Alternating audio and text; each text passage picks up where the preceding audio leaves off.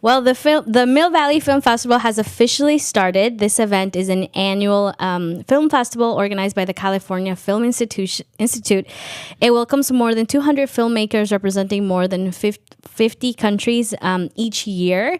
And this year it's from October 3rd to October 13th. And on today's show, we have two very special guests with us, filmmaker Derek Knowles, and executive director of the Bird Rescue Center. Yes. Ashton Cole. Yes. Kluttz, right? Kluttz. Oh.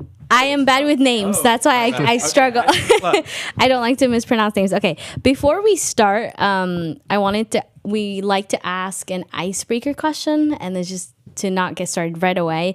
And so because we're talking about film and so many things, what's the most famous person, or who's the most famous person you've ever met, and tell us the story of how you met them. Great question. Let's hear it. Who wants to start? Yeah, I would like. Well, let's start with. You want to start? Or we can start with Javi. Let's start with Javi. All right, I'll start. So actually, even before we start, I did want to just give you guys a chance to introduce yourselves. Yes, sorry about that. And kind of understand more of your guys' background. So, Derek. So as we know, you're a documentary filmmaker. Just tell us a bit more about how long you've been, creating documentaries for, and kind of your background with filmmaking. Sure. So let's see. Yeah, I've been working in the documentary film space kind of since I graduated from college. So about, over 10 going on 15 years now.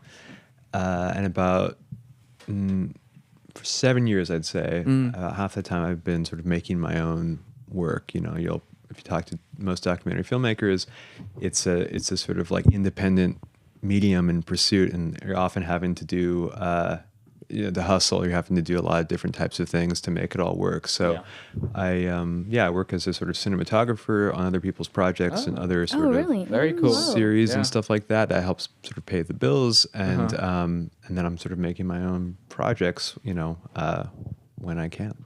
Awesome. And Ashton, tell us a bit more about yourself and how long you've been or a bit more about the Bird Rescue Center, and as well as your background and your time here. Yeah. My name is Ashton Kluttz. I'm the executive director of the Bird Rescue Center, and I've been with Bird Rescue for over a decade now, and I've been the executive director since 2019. Okay. We're an organization, and our mission is twofold: to rescue, rehabilitate, and release injured, ill, or orphaned native wild birds back into the environment, and also to educate our community about the important role that birds play in our environment, as well as how we can be the best stewards possible for them. Great. And then the Bird Rescue Center, another thing we wanted to mention is it's located in Santa Rosa.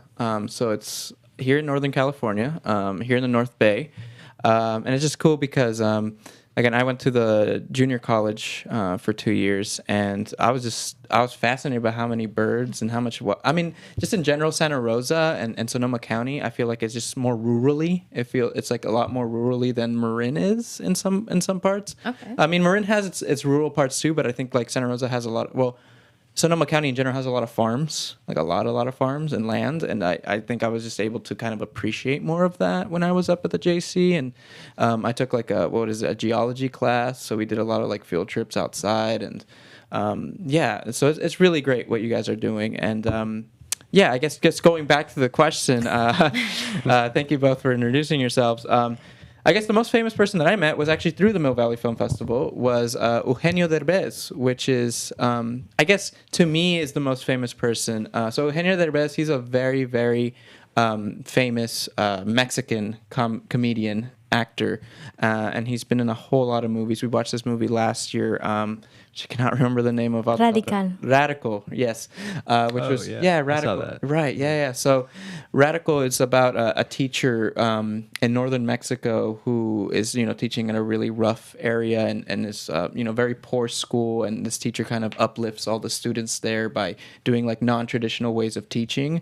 And it's just a really great, the film is phenomenal, and I highly recommend anyone to go watch it, just because it's such a good message for people like, well, it's based on a true story. The story is that the girl who was at that school, she was, she lived in she barely had a home, but she ended up, because of the teacher that she had, who Eugenio plays as in the movie, she was able to work for NASA or something along those lines. Yeah, she ended up becoming like an astronaut and something, became like the first like Mexican female who wasn't. No, I think she becomes a teacher, but she was really good at math, and she wanted to be an astronaut. My bad. My memory is not great. So, but yeah, I mean, I think Santi and I giving the opportunity to talk to someone who's so renowned in our community, right?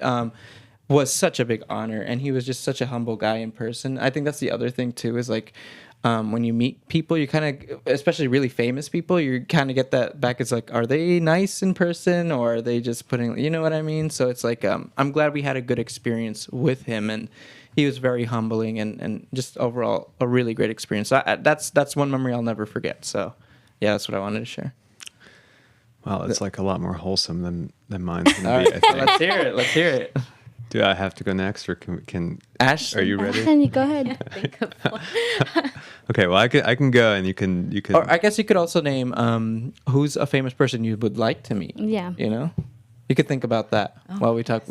Yeah, but Derek, you could share now. It's fine. Well, so as we were discussing before the show, you were disappointed to learn that I'm from Los Angeles and therefore I'm a Dodgers fan, and we don't like each other. But I will be watching the playoffs this year, and you won't be. So there is that. Way to rub it in. Yeah. Way to rub it in. But there I think often can be a conception, it can be a misconception that you're from LA, you see celebrities all the time walking around. Yeah. That being said, I feel like that did happen to me quite a lot. So at the same time, like doing what I do now as like a documentary nonfiction filmmaker, I will say, I'm going to answer the question, but I will sort of push back on this sort of like infatuation that we have in our culture with celebrities and with fame. And it's something that I kind of feel like, I'm really working against in a way in the work that I'm making, because a lot of what I'm trying to do is actually like shine a light on the overlooked and like less regarded stories in our culture. Absolutely. That really need more attention, so that we all could be, I think, living like in a much different and more healthy way. So, there's sort of a little bit of that resistance to like continuing to prop up like, fame and celebrities and stuff like that. Right. That being said, my answer to your question, and one way I'll say this one, like nice mnemonic for you if you want to remember my last name, is I share a last name with Beyonce. That's what I was gonna say. And Solange. Yeah, and Solange. Yeah. Oh, and I did hear maybe that. Yeah. It wasn't gonna be my answer, but I did one time when I lived in Oakland. I was on a camera operator for a Solange like music video. No, it was like a concert that she did, like a last minute kind of show that she did at like an Oakland area thing. So that was cool. Okay. And I got my friend in for free. Nice. Nice. I love Solange's music. I mean, I know a little off topic, but I feel like she's a little overlooked, but Beyonce's her sister, but like Solange makes some really good music too. I didn't know Beyonce had a sister. Yeah. There you go. Okay, so my brother, my answer is this. My brother ended up at one point briefly going to the same school as, and I'm going to say this name, but now I'm worried that given what we talked about before the show, when I asked, are you guys going to interview Jude Law? And I got blank stares. We're not. Not from Hobby. Maybe not. Hobby knows who I'm talking about. I know who you're talking about. Okay. But go ahead. Who is it? And now I'm like, these guys going to know who this is? Say Am I going to feel old? Yeah, so my brother was briefly in class with the son of Tom Hanks. Okay. You know who Tom Hanks is? Okay. He was in Saving Private Ryan, and he was also the voice of Buzz Lightyear in Toy Story. No, Woody. Oh, Woody. Sorry, my bad. I knew it was Toy Story. Hey, I was close. Toy Story. You can remember him as Woody. Yeah. Okay, so this is like third grade or whatever, and I just remember one day like knowing that my brother was sort of friends with Tom Hanks's kid. Yeah. And that having some like currency or purchase in my mind, because we're obsessed with celebrities, right? Right. And so one day my brother tells us, okay, I'm gonna this kid's gonna come over. We're gonna have like a whatever. I don't know if they were calling it like a play date or third grade. I don't know if you call it that anymore. Yeah, but play date. Yeah. Play date. Little hangout. Hangout, And so he comes over, they're hanging out, and it's a couple hours go by, and the doorbell rings, and I go to answer it, and there's Tom Hanks at the door. Wow. You know? Oh wow. Yeah. And then that was This is really just not a good story. And you know, he was nice, and that at least the whole point is to just hear like, okay, I'm glad that it was like he was humble, you know. It wasn't a bad experience. No, it wasn't a bad experience. But also it's a pretty casual way of just meeting. Meeting someone. Yeah. I think it's this maybe my takeaway is like it is sort of surreal to Exactly, yeah. That's the word. sort of come face to face with a face that you have watched a lot, and so yeah, it creates this, especially someone who's like an actor who's like part of the dynamic, is, you know, they are taking you and transporting you into like different worlds and characters in theory, but they're also a lot of like actors at that level. You're also like aware that you're watching this person, right? So it's, I don't know, it's just like a strange dynamic. And I guess when you like have those brief moments where you encounter someone, it's like we come into that experience perhaps imagining that they're going to be godlike or different, but they're just normal human beings. They're just normal human beings, and we shouldn't actually idolize them, like or you know, I totally get yeah, exactly. We shouldn't elect them president. We you know, like, yeah, no, I see what you mean. Things like that. Yeah. So well, thanks for sharing, Derek. Sure. I mean, I thought that story was cool. did that buy you enough time? Yeah. I don't know. I was just trying to buy time for Ashton. Ashton, yeah. Well, I will say I think that we've had a few people that have actually brought in birds to bird rescue center. So I don't necessarily want to name names or anything. Sure, but that's fine. In terms of being folks that either are visiting the area or living in the area, and they have found a bird in need and they have brought it in for care. Really? Oh, interesting. Okay. So What happened I to Guy asked- Fieri, right? I know he lives in Santa Rosa, right? I think so. Guy Fieri? I don't know who that is either. I think You don't know does. who Guy No, Fieri is? I live under a rock, Santi really guys. does live Oh under no. a rock. But anyways. go Anyway, ahead. back to the main show. The reason why I asked that question is because part of like the Mill Valley Film Festival is we've gotten to see so many faces that we only see on screen, and there's this idea, like you mentioned before, of like, oh my God, this person. But once you meet them, you realize like they're just like you.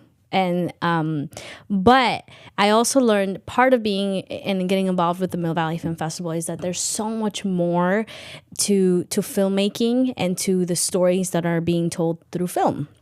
I think so. Yeah, just to add to that, it's like, you know, when we think about film, we think about blockbuster films, right? So like all these movies that are being shown at the theaters, at the cinema, all that stuff. But then the Mill Valley Film Festival, what it's helped me really understand is like, oh my God, all these independent films that are coming out that have huge budgets, but just aren't pushed as much as like the blockbuster films.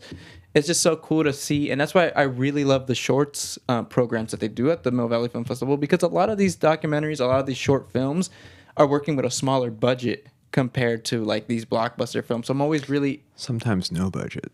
Exactly. Yeah, Exactly. we had a lot of filmmakers, and so I am doing a full circle moment is because Bird Rescue Center is your documentary, and I got to watch it, and like I said, I live in here at Sonoma County is like very close, but no idea there was a bird rescue and all the work that you guys do.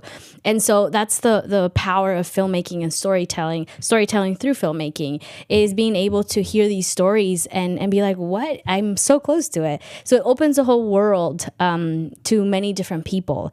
And so with that being said, I wanted to, start it off with you and kind of ask you a little bit more of how did you hear about the bird rescue and what inspired you to just say, I want to do something here? Yeah. What made the spark? How did the connection happen? Yeah. Yeah. It's a great question. And, the short answer is that when I moved back to the area, I had sort of lived on and off in the Bay Area for about 10 years and then ended up moving to Santa Rosa. And I was just trying to, like a lot of the work I do, sort of pursue the things that interest me. And over the years, I've just become more interested in sort of like relationships between us as human beings and non-human creatures, right? Like what are our relationships with animals like? I've been really kind of starting to get captivated by sort of the beautiful examples of people who dedicate their lives to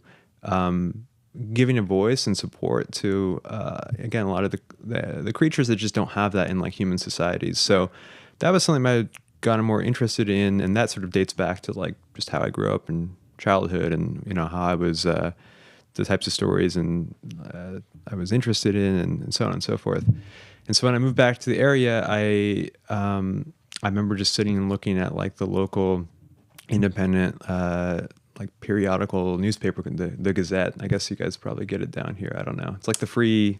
It's like one of those monthly free newspapers you can. Yeah, community newspaper Sure. things, and I was Sure, just sure, leafing through it, and they were doing like a big spread on different nonprofits in the area, and I was looking through, and I you know, paragraph on all these, and there's a bunch up there, and I remember seeing one, and it said it was called like the Bird Rescue Center, and I read the paragraph, and about this place that brought in injured or orphaned native birds and rehabilitated them and then released them, and I was like, wow, that's. And I knew that there were animal rescue operations in general, and you guys actually have one here in we have the Marin Humane Society. Or we have Wild Care. Wild Care, that's the one you guys are talking about. Yeah. We used to take trips in elementary school at the time to Wild Care, and that's where I also learned about them, the way that birds play a role, right, in our environment, and also how they when the documentary we see you guys do a lot of these surgeries, a lot of these like fixing these injuries and stuff. We got to like see a lot of that stuff live, and I remember as a kid I was like, whoa, that's a lot. But then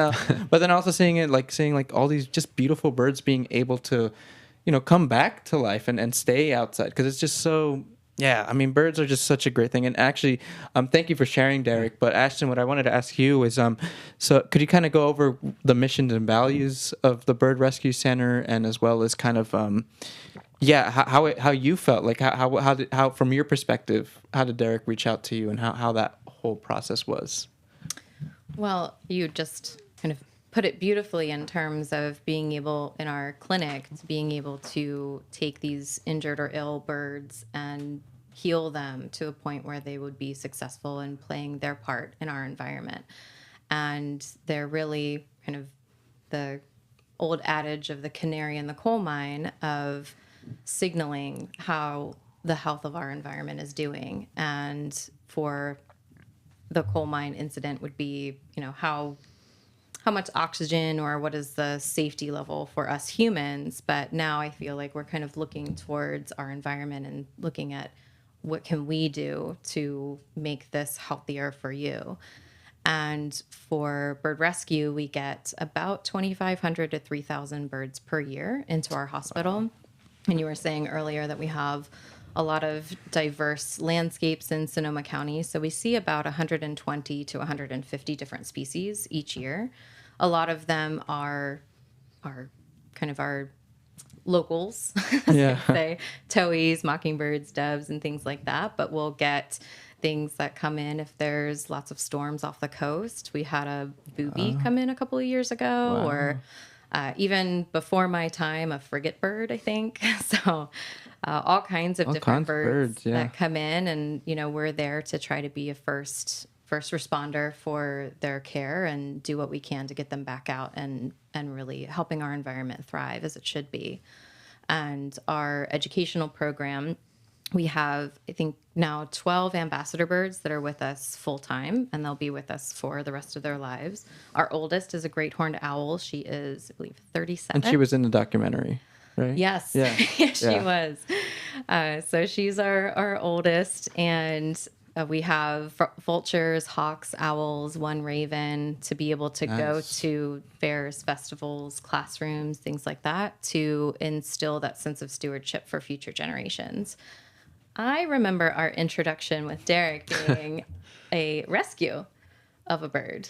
Oh, so, that's right. Derek brought in a red-shouldered hawk, I think it was. Well, so actually, before this is the dark, dirty secret. Oh no! I think you know this, and Ashton's too nice, and maybe isn't telling. But I did. So we had a cool, the first screening of this film actually occurred here in San Rafael in January at the Smith Rafael Theater. We opened and had some ambassador birds on stage with us. We opened for an amazing old school classic doc called Wild Parrots of Telegraph Hill, which you all should definitely watch, made by Judy Irving, who's a kind of a mentor of mine. And it's about also a beautiful relationship with guy in Telegraph Hill in San Francisco Yeah. who sort of tends and shepherds wild parrots who live there and still live there today.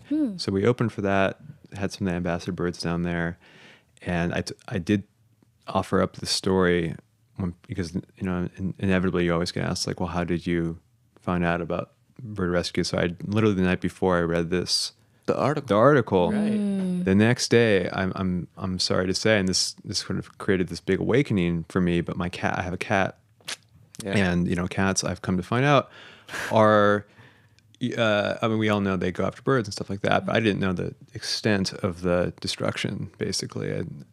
Ashton, you probably fact check me on this, but it's like 1 billion birds a year that At least, I think, yeah. that cats capture in just North America. Yeah. Wow. So just like insanely disturbing numbers, and created this, like, it still creates a conflict in me because I love cats. love cats too. Yeah. You love cats? Okay. Something we agree on. And Santi has a cat too. I have an Yeah, yeah. outdoor cat. And I have. Yeah. I'm sorry.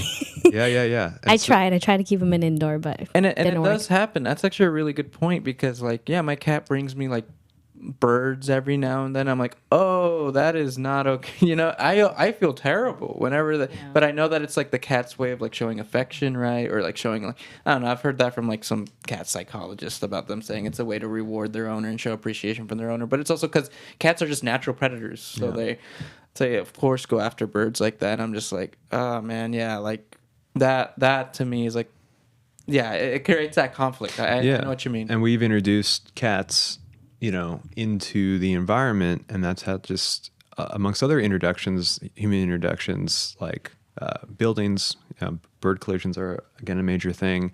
All these things that I learned about after getting more involved with making this film and Bird Rescue Center, that have honestly been painful to learn, but I think good, because to me a big part of like choosing to make this film and like help complement the work that Ashton Bird Rescue Center are doing are spreading knowledge and awareness so that we can lessen our impact on not just birds but the environment. So it's sort of the cat situation is a tough one, and we can talk about some solutions to that I've explored.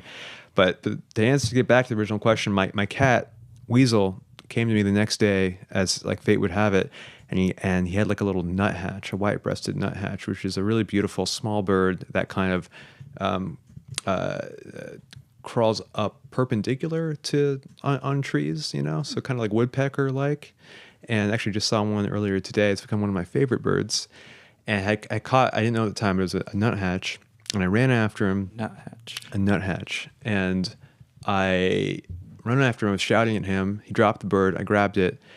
And because I had just read about Bird Rescue Center, knew that it was there, I had sort of the inclination to, I called them. It was after hours. There's a message that plays if you call after hours. It sort of gives you instructions on what to do. I put this bird in a shoebox and like left it in like the laundry room overnight, praying that it would be okay. And it was this like, you talk about like a surreal encounter with celebrity. Well, this is like that, but maxed out and in a much more like sort of terrifyingly beautiful way, because it's just like this little creature. And I remember still, because of the way it crawls up trees, right? It has this like these claws, talons, I guess, right? Yeah. That like really like they hooked on my hand, and it was really hard to get the bird off my hand because it was just sort of clutched on there. And I'm just hit with this wave of just the incredible fragility of this thing, and literally its life was in my hands. Yeah. And so left it in the shoebox. The next morning, like first thing, brought it in to Bird Rescue Center and just ended up like leaving this shoebox there and just praying, I guess, that like, I don't know, that it was going to be okay. And that really started the relationship because, and to me, it really just reaffirmed like what I thought was so beautiful about people who work to help animals, right? It's just like, I had developed in that short period of time like this incredible buy-in and commitment to that nuthatch and that creature. I wanted it to live. I, in a sense, was responsible for it being injured. And so to be able to have a place to take it and to feel like, okay, it's like it's in good hands, like people who not only care about it but like know how to care for it, was like just like an incredible relief, you know. So that's and I will say they successfully did rehabilitate it, and later the bird was released in my yard, which I thought was really cool. So Great. Well, that actually kind of plays into my next question for you, Ashton, and thank you for sharing that story. I see how what a connection. Yeah. But Ashton, could you kind of go over the process of how you guys kind of look and examine these birds, and kind of like, I know it's case by case basis, but like, I mean, in general, how does that kind of process work? Well, now it's quite different from when I first became involved with bird rescue, and that's because of, I don't know if you've heard much about the avian flu. What is that? So it's a viral infection that we didn't have here in America for the longest time, and I believe it was December of 2020 that it actually was discovered in eastern Canada, and over the course of the past several years kind of went down the east coast and then along westward following flyways, and then we finally experienced it here in California in July of 2022.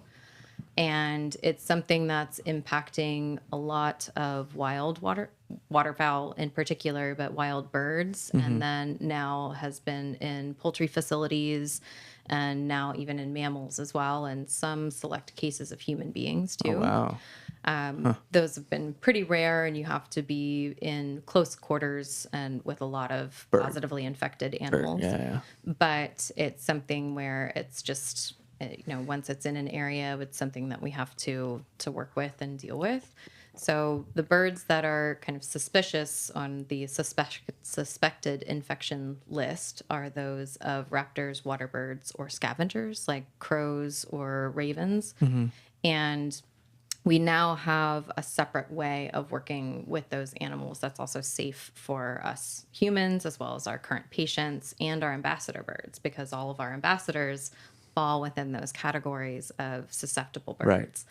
So we have our kind of main intake area where that's all the kind of songbirds and birds that wouldn't be on those lists. And then for those, we have a separate intake area where our staff members have to be in full protective gear to examine new birds that might have the avian flu, and they're able to assess the symptoms or clinical signs to see if they match what we have been seeing or progressions of clinical signs for birds of those kinds. And then they go to a quarantine period. So they're still analyzed for several days to see if any symptoms should show up.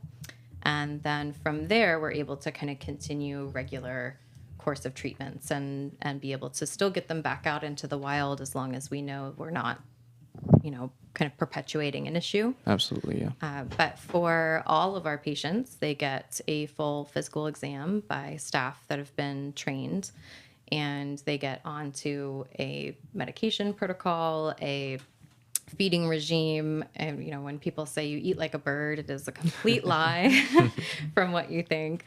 And Because you guys I saw in the documentary too, you guys kind of give like special diets for each of the birds too. I saw that. That was interesting. Yeah. Yeah. Like a meal plan. Right. Yeah. So any of those, 120-ish species all might be slightly different or requiring different things depending on if they're babies, if they're migrating and just require a lot more energy, or what would be in the area naturally seasonally. So those that really kind of benefit from seasonal migratory stop-offs, we try to provide that if they're in our facility during that time period. Great.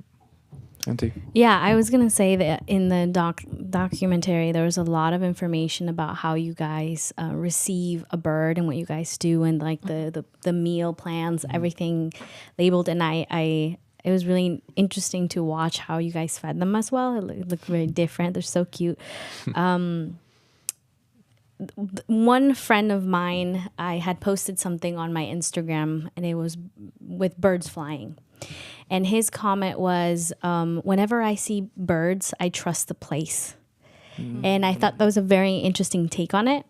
And the reason why I bring it up is because if you don't know as how many birds varieties there are. You're just like, oh, they're birds. There's so many different ones. And watching the documentary, like it made me a little emotional because I know that there has been a lot of change due to humans and climate change, and that has impacted their environment. And a lot of them have, birds migrate to different places, and there's a whole world. But in a way, we humans have caused a lot of numbers to go down on their population. So I wanted to ask you both, what is something while filming, or in your case while working at the rescue, that has been challenging to you to know or to learn about birds in and humans coexisting? Yeah. I guess even to add to that, I know in Santa Rosa a ton of wildfires up north, like a ton, and I'm sure that has a really negative impact on the birds as well. So maybe something around that too, just to get more understanding of those challenges. Yeah. Well, we could talk for a while about this. That is a big struggle. I mean, for me personally, and it tries to find its way into my work, but I try to find ways into the work that acknowledge the really difficult circumstances, not just for birds and animals, but for all of us, right? Those are the stakes right now. Climate crisis is alive and well and only getting worse. And as people who live in California especially, we're experiencing that firsthand with fires that are out of control, heat waves, another 100-degree day today in October. And, what's really a struggle for me is, yes, as I've expanded my perspective to become more aware and appreciative, to your point, that it's birds are like an incredible inspiration, right? Like, think about migration just like as an act is some of the most insane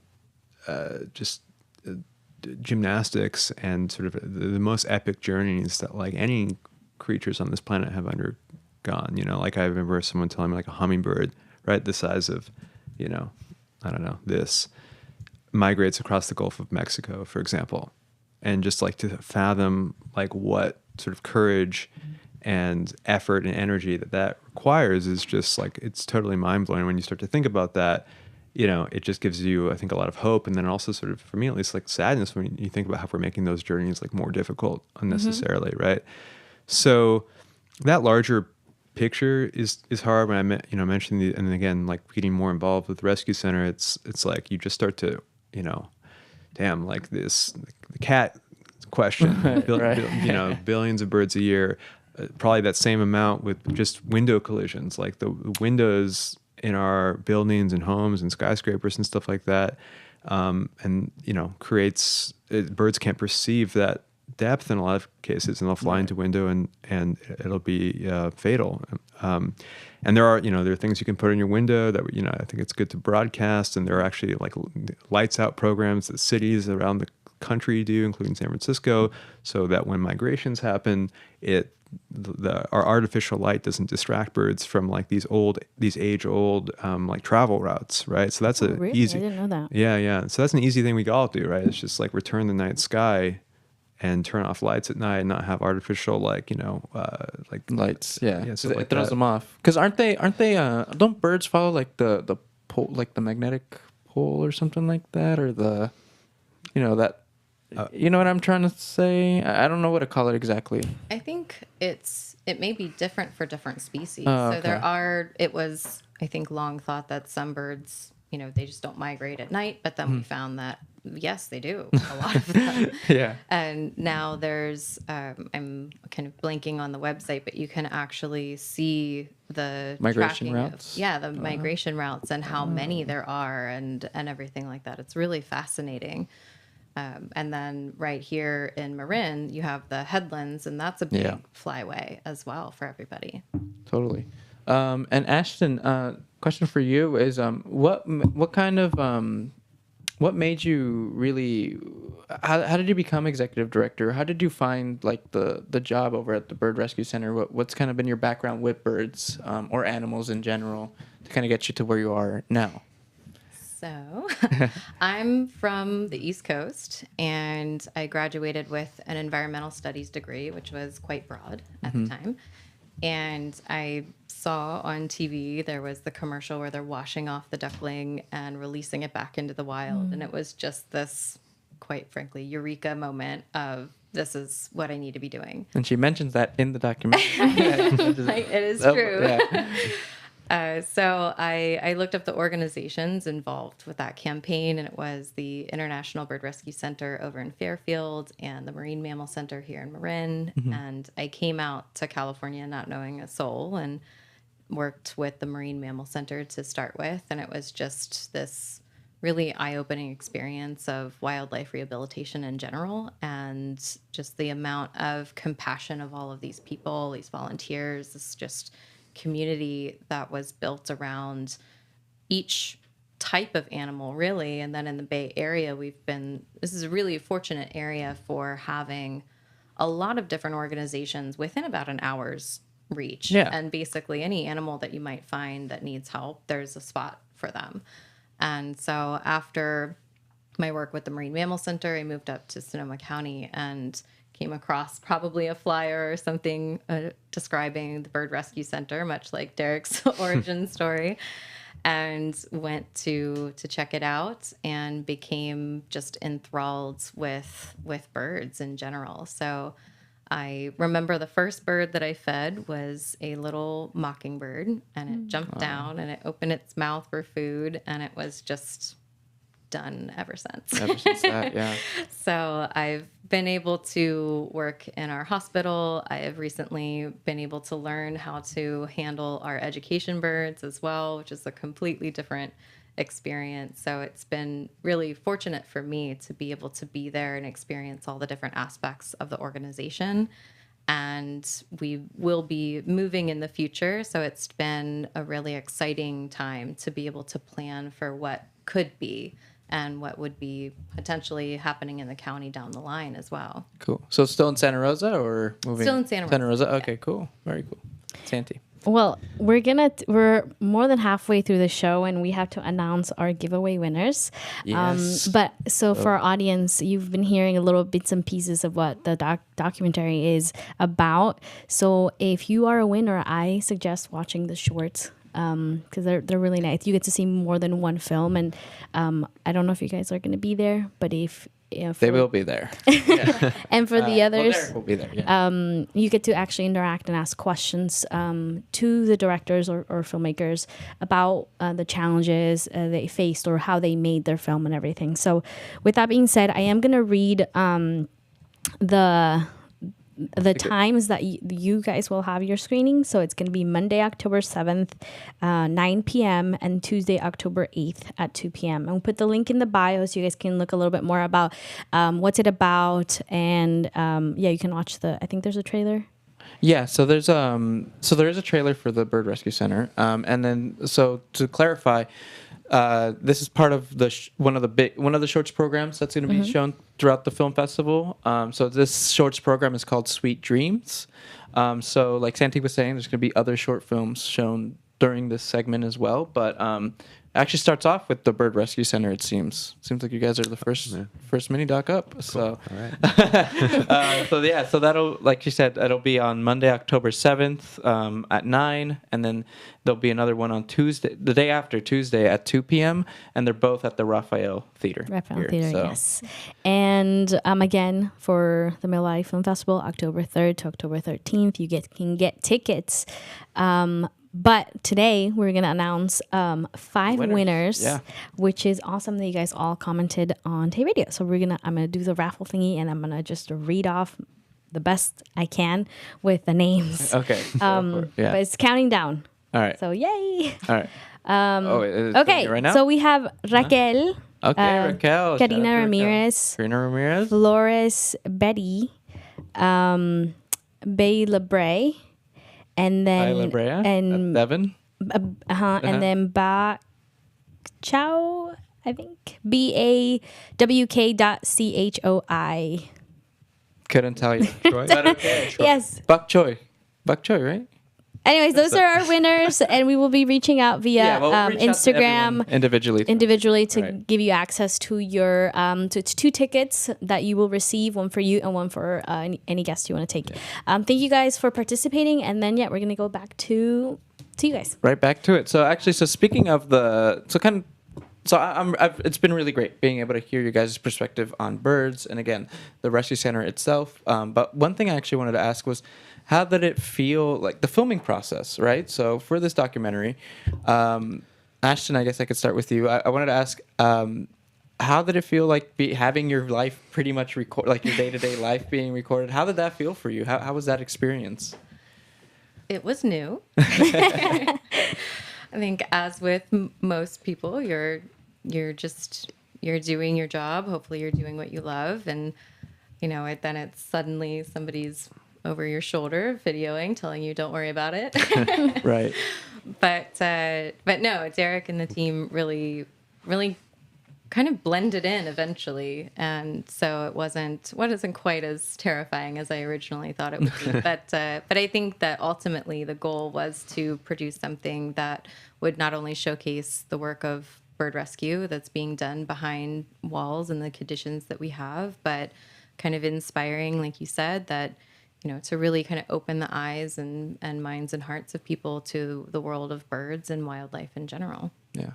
And Derek, when filming, I guess so it sounds like you had a team with you throughout the documentary. Well, kind of. not really. I had not really. I had a friend who came once or twice to help me out. I was also a filmmaker in the area, but a lot of my filmmaking practice is by design, and also often by just like through resources, whatever, is very small footprint. So I often it's just me and like a sound person, whatever. Yeah. And on this, for a lot of different reasons, but I think fundamentally because, the great thing is Bird Rescue Center is like 5-minute drive from my house, which is super easy. Yeah, and for any aspiring filmmakers out there, great piece of advice that regardless of like how big you get or whatever, making films in your backyard literally is allows you just that access and that intimacy that I think produces great work. Right. So I was probably there more often than they wanted me to be there. She's like, yes. But because I was really Well, I guess to even start, so because it is a short documentary, right? Yeah. It's not a full-fledged 1.5-hour documentary, 2-hour documentary. I guess that has its own challenges too, because it's like a lot.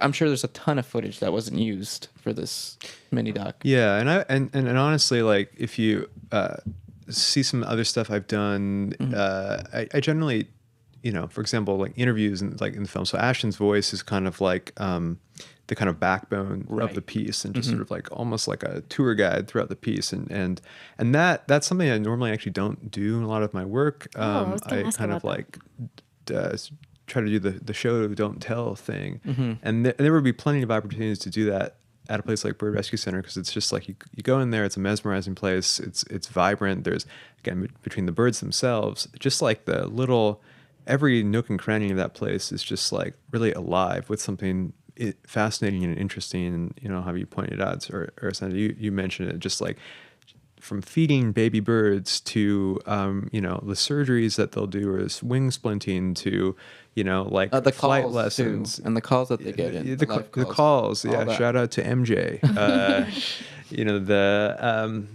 The main intaker of calls with the Australian accent. Yeah, that's a big thing I noticed about her. Yeah. She'll be happy that you said that. Yeah.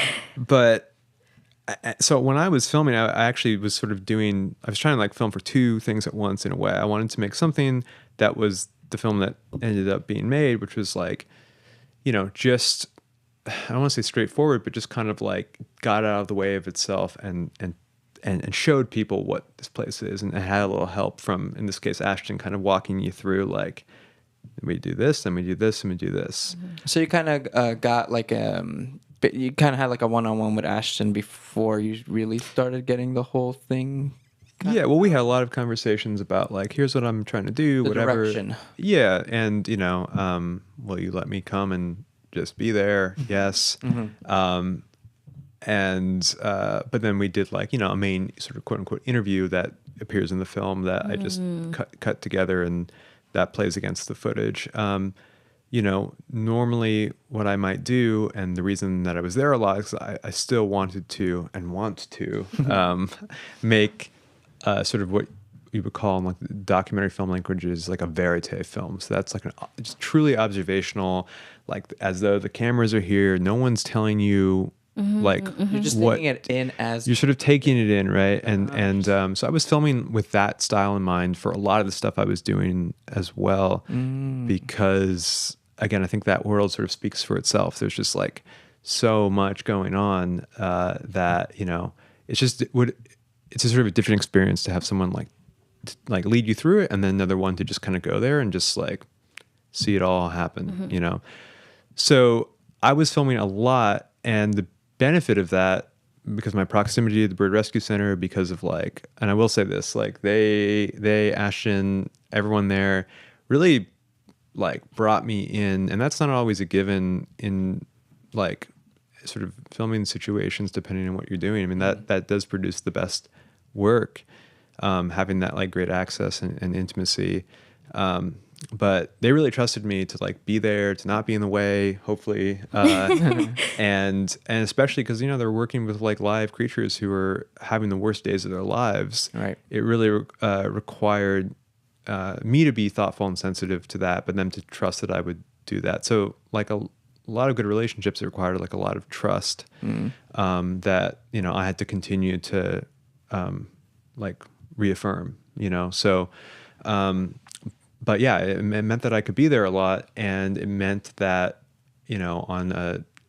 with some other approaches, or if I was parachuting in for 3 days from out of town or whatever, there wouldn't be the same opportunity to get some like the just incredible, like, this isn't me saying that like I shot it well so much as like the birds really speak for themselves, right? And to just be there enough to get some of those moments, like that's just a matter of time, right? So I don't remember what the original question was, but that's a little look behind the curtain. Yeah, I was just more curious about what the process was like, because right now, the big secret here is that Santi and I are also, we're working on, so we have annual Day of the Dead event here in San Rafael, and it's been going on for 36 years. And yet I feel like there's still not enough people in Marin specifically, and that know that we have it. And I feel like a lot of it is overshadowed by San Francisco's Day of the Dead celebration, and a lot of people don't know that we have one here in Marin that's been going on for so long. So what Santi and I really want to do and take in this year is we want to document that and create our own mini documentary on the Day of the Dead. So it's an event here. So again, it's just observing what you're saying and just taking into account other of our audience members who are actually filmmakers as well. We've had many filmmakers on the show too, who are also up and coming. It's just always good to hear other filmmakers' perspectives on their kind of creative process, because I know everyone's different, right? Yeah. And every project I think is different too. Like you were saying for this. For the Bird Rescue Center, you kind of like, you traditionally, like, you did this interview with Ashton, but you kind of, you did use it as the whole, throughout the entire documentary, but it's not usually the same. It's not usually the way you kind of do your other documentaries. Yeah, I mean, there's no like one way to, I'll throw back to our cat conversation. There's no one way to skin a cat, but, that's an expression, right? It's actually you're talking about catfish. That's the origin of that expression. You skin a cat. Catfish. Not a catfish. Oh. The expression is there's more than one way to skin a cat. Oh, okay. I didn't know that. That's a catfish thing. Okay. Should have just left the fish on there. Yeah, exactly. But yeah, but I see what you're. So I don't. I think especially working in nonfiction, you want to like be adaptable to like what's in front of you. And this ended up being the best approach to get something out sooner than later. But one other thing I'll add too, especially if there's like some filmmakers listening, to me, the beauty of working in documentary and working like with small footprint and intimately is who you get to meet and spaces you get to spend time in, and so so for me, like being able to be at Bird Rescue Center I was not always filming when I was there. I saw it as part of, because I love the work and really value the work that they're doing. I was making the film, but also like I was preparing some food trays here and there. There are always dishes to be done. Really immersing yourself in. Yeah, always dishes be done. We need you, Javi. You gotta get up there. I need to go. Yeah. I need to go, but Answering I phones, yeah. whatever. So I think it's like anyone who wants to make a film in nonfiction space, whatever. It's good to just like be a part of that environment, and to make people, want to see you, so that your presence there isn't just always like, oh, I mean, this might have still been the case, but it's not like, oh, there's the camera again, and okay, because that's just not going to translate to good material at the end of the day. Visually, it's going to look terrible. You know what I mean? It's not a good represent. Yeah, I get it. Sandy. Yeah, I loved I think what really brought me in was the combination of your voice explaining a lot of like the surgeries and being able to see a little bit of the broken bones and how you're working to prepare to get them to recovery. And then also seeing the feeding, like it really brought me in, and the narration on that part really helped to understand a little bit more of what it is and what they're doing. I thought it was beautiful to see the different type of birds, what they're doing, and what's their name, the one that's 37 years old? Oh, wow. It was really nice getting to see the interaction and all of that. It really brought you in. So I just wanted to say that I really enjoyed that part. And Ashton, a question for you is, how is the Bird Rescue Center fund? Is it a nonprofit or how's that? So you guys just privately funded by people or grant? Yeah, so we do have some grants that we are awarded and apply for, but then most of our donations by individuals or organizations and things like that. So we're not funded by the state or Fish and Wildlife, which are common misconceptions, but definitely private donors, private donations. Yeah. Wow, that's awesome. Well, that's really cool. I mean, like having, again, private donors are the community, so they're the people keeping you guys open. So that's really cool. And how many? I guess. Oh, the other part of the documentary that I wanted to highlight too was volunteers. Mm-hmm. The people Oh, that help you guys yes, out. how That was could I a really, forget? yeah, that was a really great part of the doc that stuck out to me. Is like, what are the kind of volunteer opportunities that you guys offer over at the Bird Rescue Center? Well, you mentioned dishes. Okay, that's fun. No, we have all different types of volunteerism that's possible at Bird Rescue. And really, we just had an orientation for new volunteers, but we are planning and hoping to have another one in January sometime. So you can always check our website, birdrescuecenter.org, and take a look at the various volunteer opportunities that are available. There's, feeding in our clinic. There's, if that's not for you, because birds do eat things like worms and other stuff that some people, that's just not their jam, and that's okay. But prepping bulk food or preparing enrichment items or working with our ambassadors, working on the phones like MJ, and other kind of being the first line of information to the public for what they're seeing with a bird is critical for the organization as well, making sure that what we're truly taking in are those that need our help and not maybe a healthy fledgling that's doing its thing and the parents are about to come back. Right. And then there's other things that are taking birds between facilities. You mentioned there's Wild Care here in Marin. We work with the other organizations in the area. That's cool. And kind of playing go fish of babies sometimes during the summer. We always want to have baby birds growing up together so they recognize each other and not just human beings, but or picking up from somebody that has found a bird and maybe they can't make it to the rescue, but we can call somebody to kind of be that transport or field rescuer if needed. So I still different kinds of things. I still do that actually. Like just last week, I had my mom actually pick up a kestrel for them. But you can get on a call list. It's a really great way to stay involved. Oh, interesting. Okay. And basically, if someone finds a bird, and to Ashton's point, they can't drive them in personally, they'll call people on the list and say, oh, we got Javi and San Rafael, we got a, we got a scrub jay out there that needs transport. And so, that's a great way to be involved. My mom's a sewer. So she sews literally like tags and stuff like that. I'm onto like kind of identifying towels and repairs different, cloths and things like that. So that's the great thing. There's like a ton of ways to be involved, even if without literally being, in the center. Yeah, there's so many beautiful moments that in the film, but also just your organization itself. There were some like full circle moments. For example, when someone brings in a bird, you guys offer the opportunity when the bird is, and if it's able to be released, they'll take it back to the location and offer the opportunity to the person who came. Do you want to join for the release? And I find that very beautiful. Just knowing that you were able to help a bird and set them free and healthy. And I think that's a full circle moment. We are running out of time. And for me, my last question would be, what is one memorable moment you had with a bird that has stuck with you?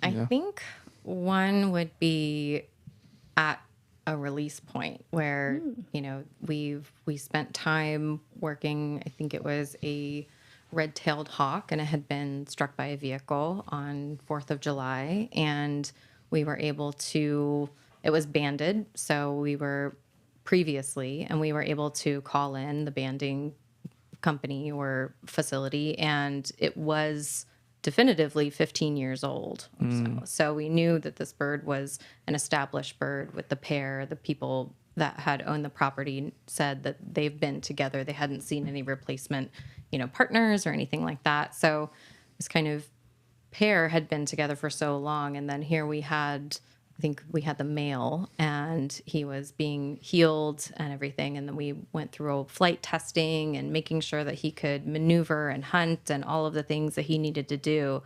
And we were able to get him back out to release. And when he was released, then suddenly you just look up, and immediately the female came over, and they just started circling each how other. beautiful. And That just is went beautiful. up and up and up and up and up until we couldn't see them anymore. But you knew they were there. They were there, But yeah. it was just amazing that here we sweet. had this pair that had been together for so long, and then you get to watch them reunited, and it was really amazing. Yeah. Yeah, I mean, releases, there's a reason that kind of like climaxes the film, right? It's just, Santi, to your point, it is that full circle, really harmonious moment when it works out. And again, like, just nod back to an earlier question, like it doesn't always work out. And that's one thing that, I think is, I further applaud the work of like folks at places like Bird Rescue that I've had to struggle with by being there. It's like, there's death is also present, right? It's just a reality of like life and also like that type of work. So all the more reason when there is like a successful rehabilitation, it's just, downright spiritual in my opinion, and so I was lucky enough to be able to go out and be there with the camera for a lot of these releases, and those sort of make up sort of like the, again, climactic moment in the film. And I've since gone on, just as sort of a volunteer to facilitate some of those releases. And I really can't, like, to me, it is worth getting involved with this type of work just to be there and to help make that something like that possible. Because to me, it's like, the closest I get to God, I gotta say. Like it's just so incredible to see a creature like have a second lease on life, and for you to be able to just witness that firsthand. Yeah. Yeah. So that's and there's like too many of those moments to kind of to count. But and I think that wraps everything up really beautifully, because I think I forget the quote exactly for the documentary, but I think we compared animals to humans, or something like along those lines. We're at like, birds are so sacred, or something like that, something along those lines. There was a line said like that, and that resonated with me too, because I'm like, it's true. And also like during when there's tragedy or something, or like a place gets like, for example, wildfires and stuff, and then when things start getting better, birds are usually the first to arrive at those places, and start healing. They're part of the healing, that healing process, right? For a lot of new beginnings. So. Really well said, guys. Yes, thank you so much for sharing and for your time, for being here. I think it's a very important topic because I come from an indigenous background, and growing up, like my aunts would always say if they see certain birds, they're like, it's going to rain. They know the language, and so I think there's often this conception of like birds and humans can't coexist. I think we just have forgotten that we coexist. And so this film really reminds me of that, of how it's not humans and birds, is we coexist, and we have forgotten about that. So thank you so much for your time. So if you have time, please go watch the shorts part. Sweet Dreams, yep. Yeah, because their documentary is awesome, and there's so much more, and it's fun to learn new things, and it kind of opens up your eyes to many other ideas and concepts. So yeah, thank you, and we'll see you guys next time. Yeah, thank you guys for being on. Thank you. Thanks, Take guys. care.